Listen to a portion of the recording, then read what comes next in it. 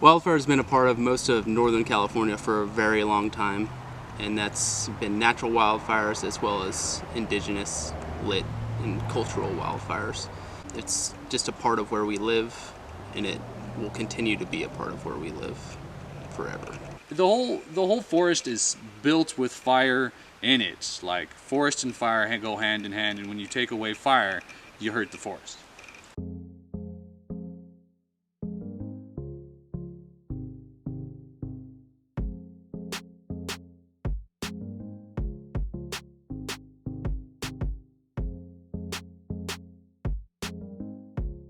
I am Chris Cole. I'm the Forest Health Program Manager for the Trinity County Resource Conservation District.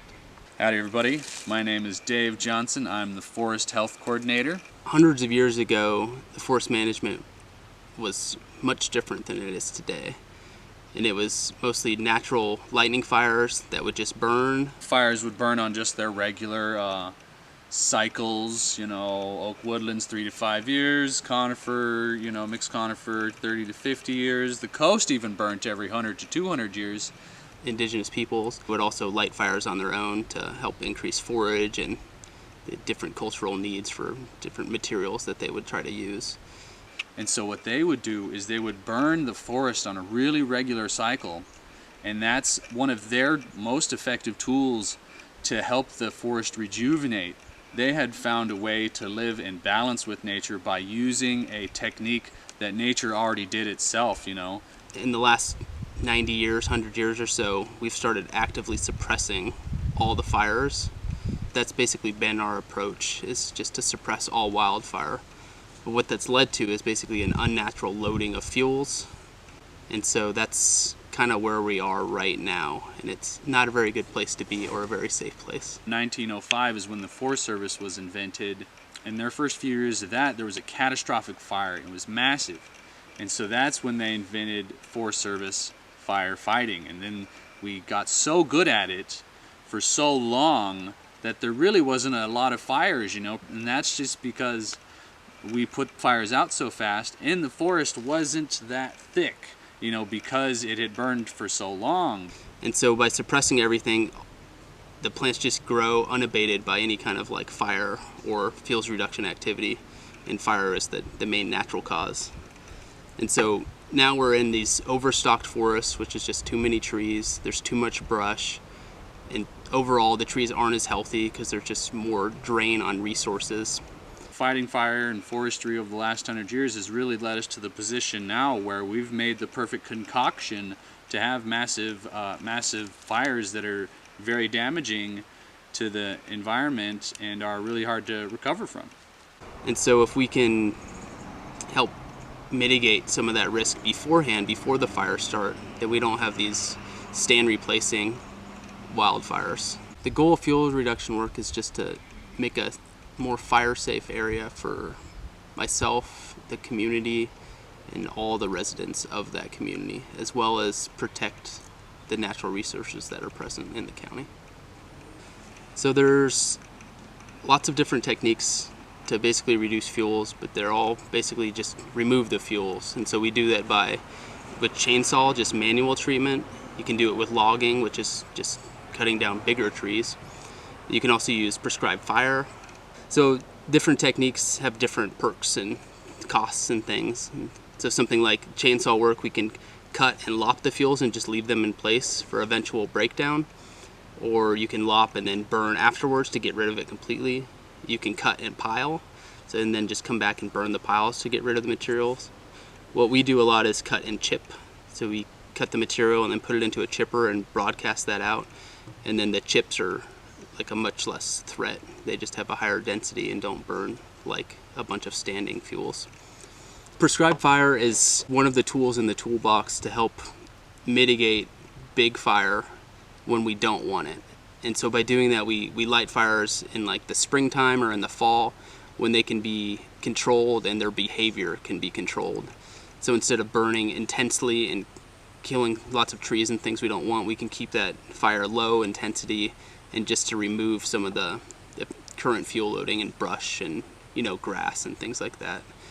The thing about prescribed fire is a lot of the places where we would like to see prescribed fire have had so little activity in them for the last 100 years that if we were to even put prescribed fire in there, they're just not ready yet.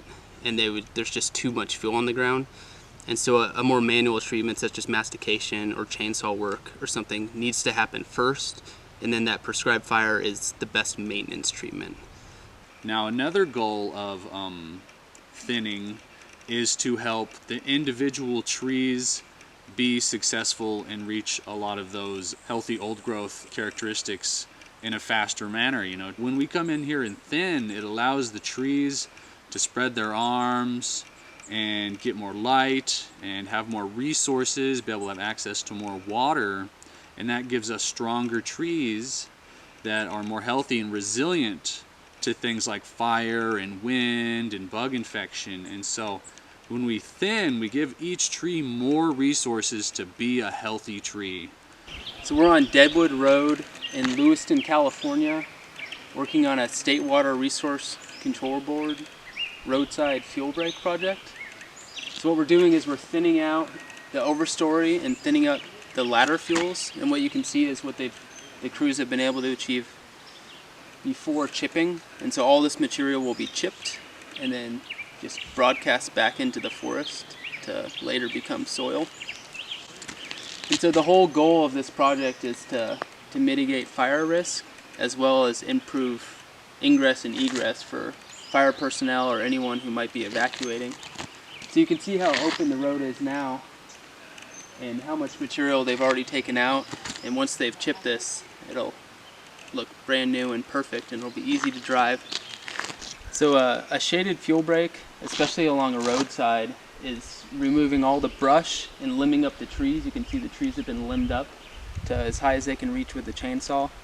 And so that's to keep fire from rising into the canopy. And the shaded fuel break in that we're maintaining tree cover to help create shade that will decrease the area for brush won't be able to grow as well in the shade. And so especially along, a lot of fires start off of roads. So if you can treat off of roads, then the fires can get caught and put out quickly before they have a chance to grow large, because a lot of the surface and ladder fuel material has already been removed.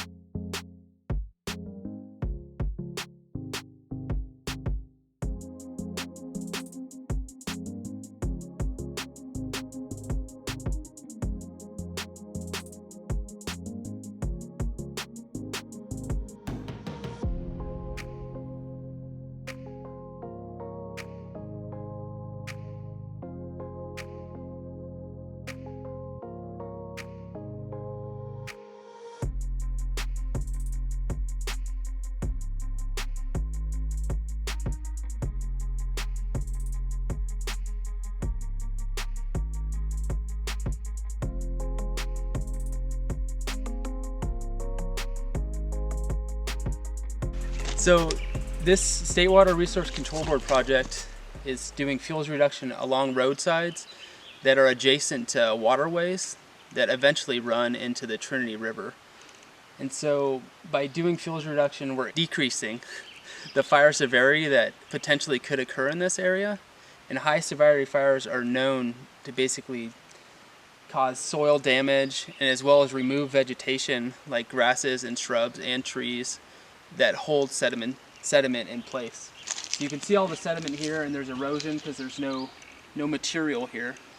And so a high severity fire through this would kill all the grass, it would get rid of the trees, and it could cause later sedimentation and erosion that when the wet season occurs, which could run into the river and then cause all kinds of problems for fish and aquatic life.